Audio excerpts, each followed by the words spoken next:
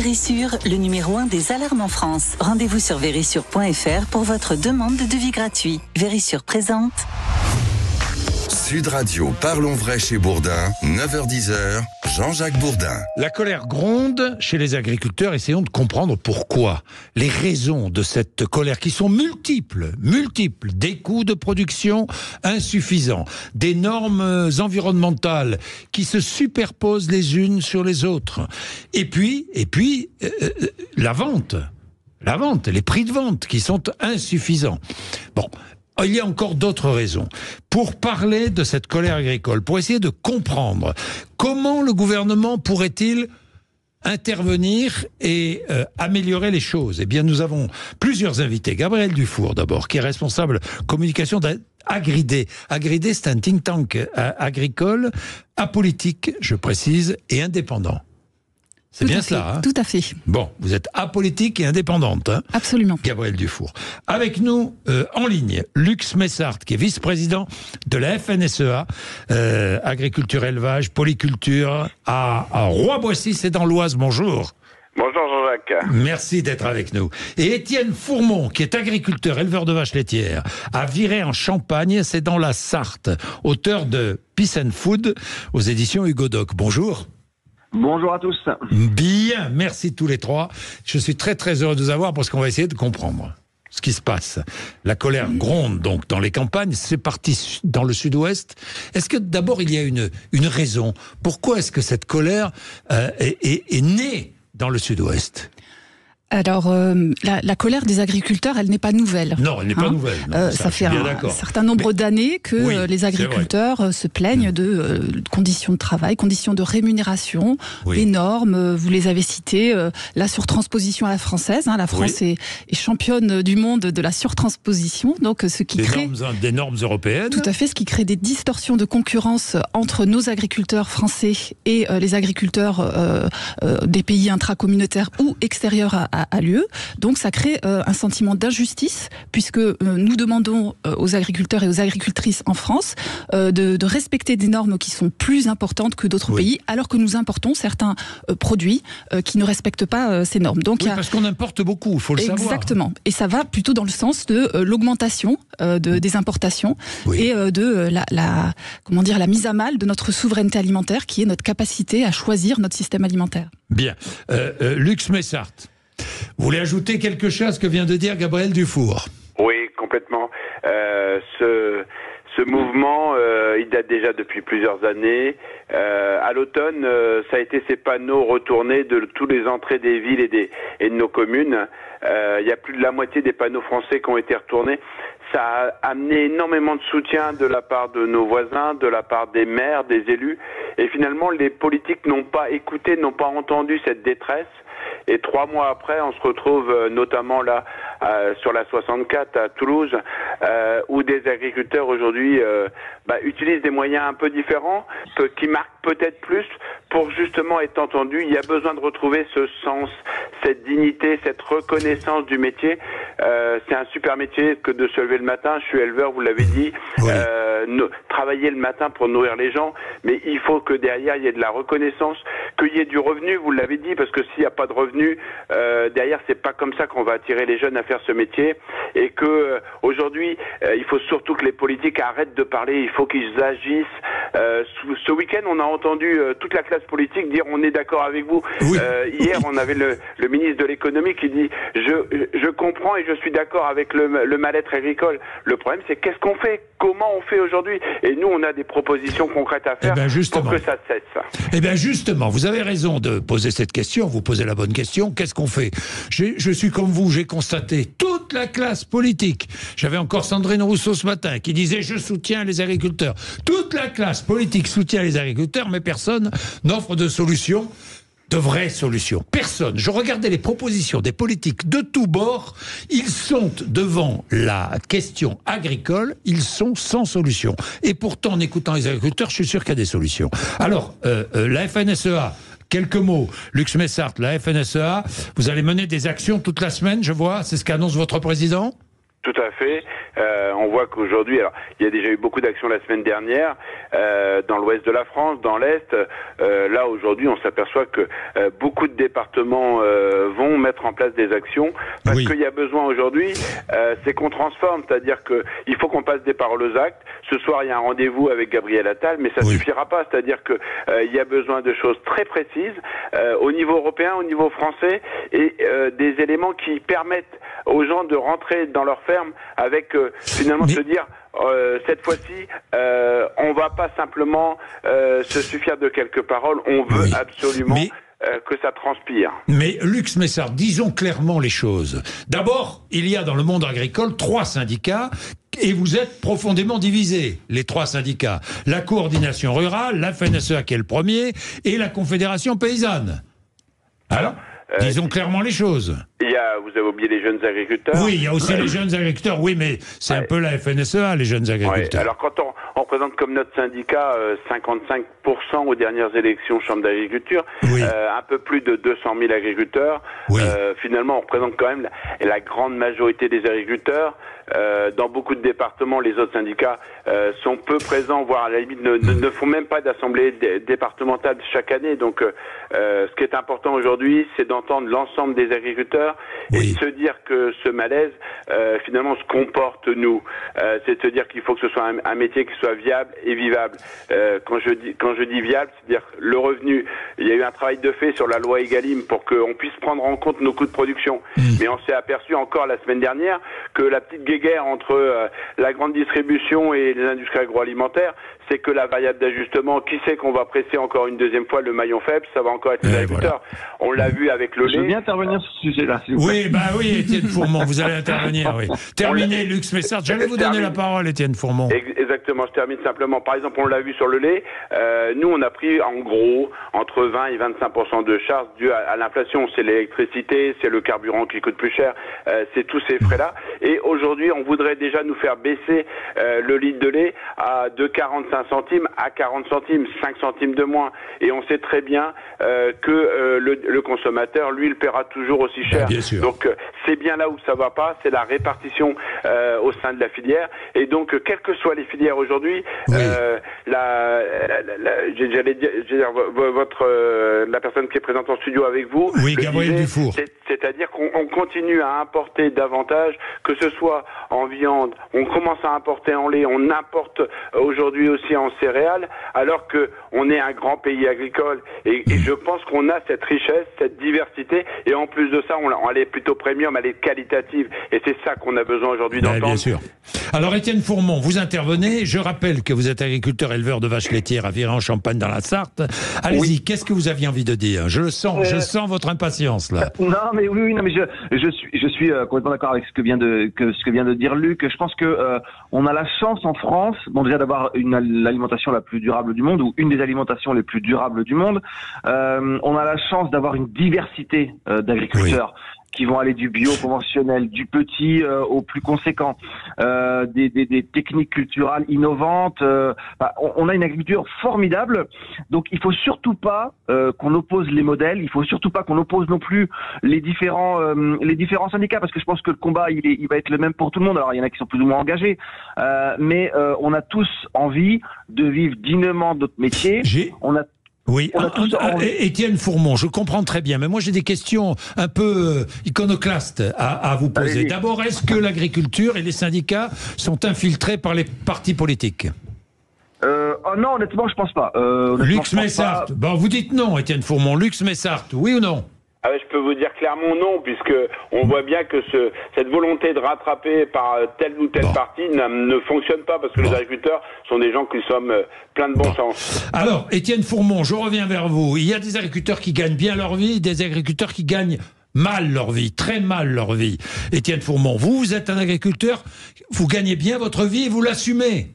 Je gagne bien, attention, je suis oui. pas millionnaire, Oui. loin de là. Mais oui, alors après, moi j'ai une Correctement, situation, je dirais alors. Voilà, exactement. Moi j'ai une situation, mais comme beaucoup d'agriculteurs, j'ai un historique. Moi je suis la 5e génération sur la ferme, donc voilà, bien posé, ferme familiale. Mais ça m'empêche pas de défendre évidemment mes collègues qui vont avoir entre guillemets moins la chance que je pourrais avoir d'être bien installé sur une ferme qui tourne bien. Et puis ça montre aussi la diversité de l'agriculture française. Oui, évidemment, il y en a qui peuvent gagner correctement leur vie, il y en a qui gagnent pas bien leur vie, mais c'est pas pour ça qu'on va pas défendre les uns ou les autres, quoi. Bon, alors, vous savez ce que nous allons faire? Je vais observer une toute petite pause là, et puis nous allons travailler sur les solutions. Que faudrait-il faire? Allez, il est 9h43 tout de suite. Sud Radio, parlons vrai chez Bourdin, 9h-10h, Jean-Jacques Bourdin. Bien, Gabriel Dufour, regardons les solutions, enfin les pistes à suivre pour essayer d'améliorer la situation. La PAC. Je voulais parler un peu de la PAC. La répartition des aides européennes. La répartition, elle est conditionnée au comportement écologique de l'agriculteur. Oui, ça c'est nouveau. C'est nouveau. Oui. Oui, il y a des agriculteurs qui peuvent être plus écologistes que d'autres, parce qu'ils ont les moyens, ou parce que... Non ? Oui, en fait, c'est un peu ça le débat. Hein. C'est-à-dire que là, on a parlé de la sortie de la détaxation du GNR. Donc, GNR, c'est le gasoil non routier. C'était finalement une subvention qui était accordée, une aide qui était accordée à l'agriculture pour soutenir l'outil productif de la France. Cette sortie de la détaxation, elle va dans le sens de l'histoire. Hein. On peut pas continuer à subventionner en France et ailleurs des énergies fossiles. Ça, c'est normal. Je pense que tout le monde agricole est d'accord avec ça. La question, c'est comment on le fait. Et puis, la question plus générale, c'est comment on concilie finalement la bonne santé économique des entreprises agricoles, les objectifs de souveraineté alimentaire. Je vous rappelle que notre ministère s'appelle aujourd'hui le ministère de l'Agriculture et de la Souveraineté Alimentaire. C'est comment on nourrit notre pays et comment on nourrit aussi les pays autour de nous. Et puis, comment on concilie cela avec des enjeux qui sont aujourd'hui énormes, les enjeux climatiques, environnementaux. Et c'est ça la question, c'est comment on arrive à concilier ça. Et si la détaxation du GNR a pour conséquence directe de diminuer, d'agir sur la trésorerie des agriculteurs et de diminuer les revenus des agriculteurs, il y a là un problème. C'est-à-dire que si on va prendre, vous parliez de la PAC, excusez-moi, je réponds en même temps à votre question.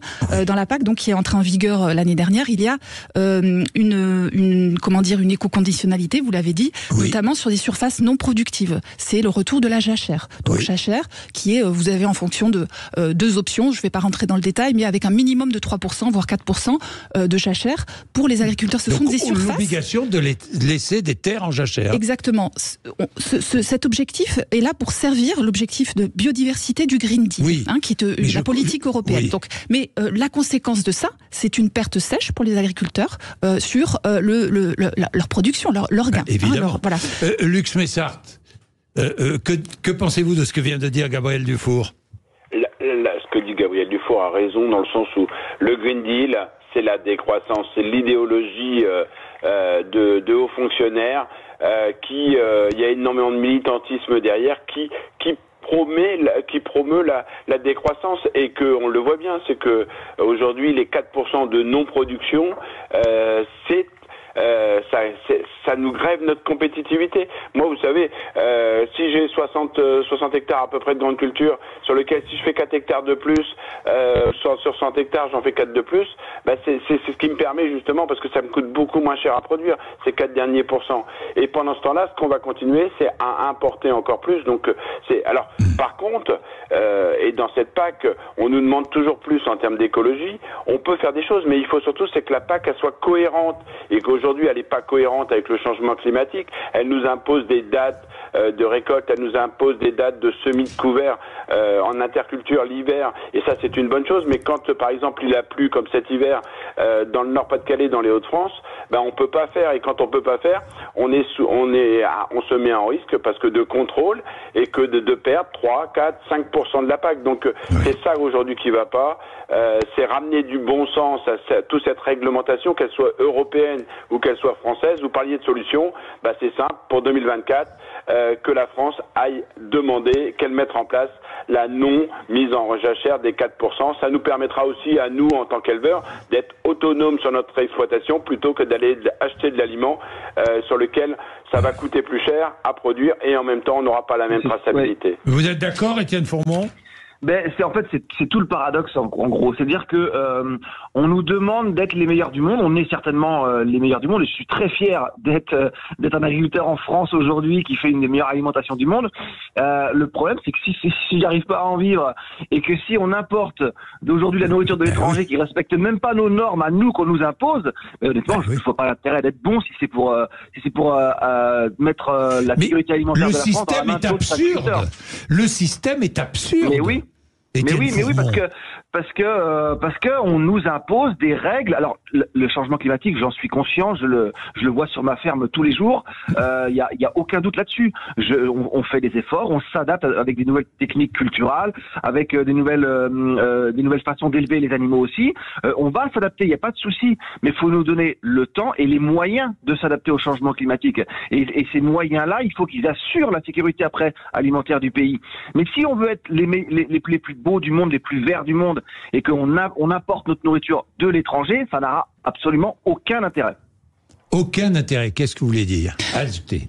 Gabriel Dufour. Alors, je pense que on doit aujourd'hui passer, puisqu'on est aux solutions. Oui. Aujourd'hui, aux solutions, oui. Voilà, je vais rebondir sur ce que ont dit les deux agriculteurs présents aujourd'hui. Avant, les agriculteurs produisaient de la nourriture. Aujourd'hui, ils produisent de la nourriture et ils produisent des services environnementaux. Des services environnementaux qui sont des zones agroécologiques, des infrastructures agroécologiques, des haies, des couverts végétaux, remettre une mare, etc. Oui. Tout cela coûte cher. Ils ne sont pas rémunérés. Exactement. Voilà. Les changements culturaux, faire de l'agriculture de conservation des sols, faire même de l'agriculture bio, tout ça est cher pour les agriculteurs et ils prennent des risques en fait quand ils font ça. Donc la question aujourd'hui, c'est comment on finance cette transition agroécologique. On ne les aide pas. On leur impose des normes et on ne les aide pas à préserver l'environnement. Il existe quand même des systèmes de financement. On est au début de ça. Donc c'est là qu'il faut aller. C'est vers là. Il faut les accompagner de façon massive. Comment on finance ces transitions ? Comment on les accompagne ? Alors je sais que parfois les agriculteurs n'aiment pas le terme accompagner, et pourtant ils ne sont pas tout seuls. Ils sont avec toute la chaîne agroalimentaire, c'est-à-dire les coopératives, la grande distribution, etc. Et c'est tout le monde qui doit apporter sa contribution. Vous êtes d'accord, Lux Messart, avec ce qui est dit ? Oui, il faut absolument que les chambres d'agriculture, nos coopératives, accompagnent encore plus, mais qu'on leur donne justement les moyens. Aujourd'hui, on a fait énormément de réglementaires. On a interdit, on a fait la séparation vente-conseil dans les coopératives, c'est-à-dire que celui qui vend tel ou tel produit ne peut pas conseiller, alors que justement, si justement il peut conseiller, je peux vous dire qu'au moins, s'il y a un problème, nous on peut se retourner vis-à-vis de notre conseiller, que ce soit de la chambre d'agriculture ou de la coopérative, pour lui dire, là c'était pas le bon produit. Et donc aujourd'hui, ce qu'il faut juste ramener, c'est la capacité de baisser les charges. C'est indispensable. Aller aussi davantage sur la recherche et l'innovation.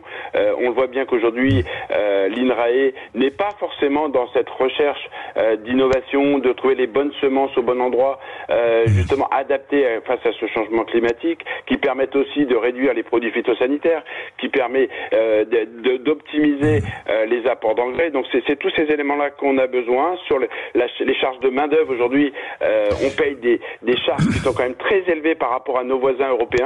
Aujourd'hui, quand on est à 12 à 13 euros de l'heure en France, on est à 8 euros en Allemagne, on est à 6 euros en Espagne. C'est vrai. Mais ça, c'est vrai pour les agriculteurs, c'est vrai pour tous les patrons de PME, de TPE, etc. Hein. Oui, c'est vrai, mais par contre, quand on est producteur de fruits et légumes, 40 ou 50% des charges de la cerise, de la prune ou de la tomate, c'est de la main-d'œuvre. C'est de la main-d'œuvre, c'est vrai. Forcément, on est en distorsion de concurrence sur un marché sur lequel, clairement, quand le consommateur est dans la grande surface, si le prix de la tomate est 1 euro moins cher et qui vient d'Espagne, des fois ils font pas forcément la confiance aux produits français. Alors, un petit tour de table rapide et nous terminons. Jusqu'où ça peut aller, Gabriel Dufour, vous pensez ? Jusqu'où ça peut aller ? La colère. La colère peut aller malheureusement jusqu'à, on peut l'imaginer, aller être attiré par des partis soit d'extrême droite, soit c'est souvent les extrêmes qui récupèrent ces colères. Une jacquerie nationale qui pourrait ressembler aux Gilets jaunes, par exemple. Oui, les débuts commencent de la même façon, avec une taxe sur les énergies fossiles qui est mal vécue parce que quelque part elle est injuste. Elle est vécue de façon injuste, en tout cas par les agriculteurs. Et en effet, la colère pourrait augmenter. Je veux juste vous dire très vite des solutions, puisque les agriculteurs doivent donner à montrer ce qu'ils font de positif. Et il y a notamment un élément fondamental qui est la comptabilité environnementale. Comment on peut par des indices mesurer les efforts qu'ils font pour pouvoir être rémunérés. Vite, Lux Messart, en quelques mots, la colère jusqu'où ? Alors, la semaine va être décisive. On peut craindre que ça se généralise et c'est pour ça qu'il nous faut absolument des engagements précis du Premier ministre. Par exemple, on peut acter dès ce soir la fin des surtranspositions entre la France et l'Europe. Je peux vous dire que ça serait déjà... Mais on l'applique et on fait les choses. Il y a une loi d'orientation qui était annoncée. Elle s'était limitée ces dernières semaines à une loi de renouvellement des générations. On peut faire une vraie loi d'orientation. Fin des surtranspositions. Merci Lux Messart. Merci Étienne Fourmont, pardon. Mais je suis pris un peu par le temps, il est 9h57. Nous allons retrouver Valère Expert et Gilles Gansman après les infos qui reçoivent le sportif Philippe Croizon. Sud Radio, parlons vrai chez Bourdin, 9h-10h, Jean-Jacques Bourdin. Avec Vérissure, le numéro 1 des alarmes en France. Rendez-vous sur vérissure.fr pour votre demande de devis gratuit.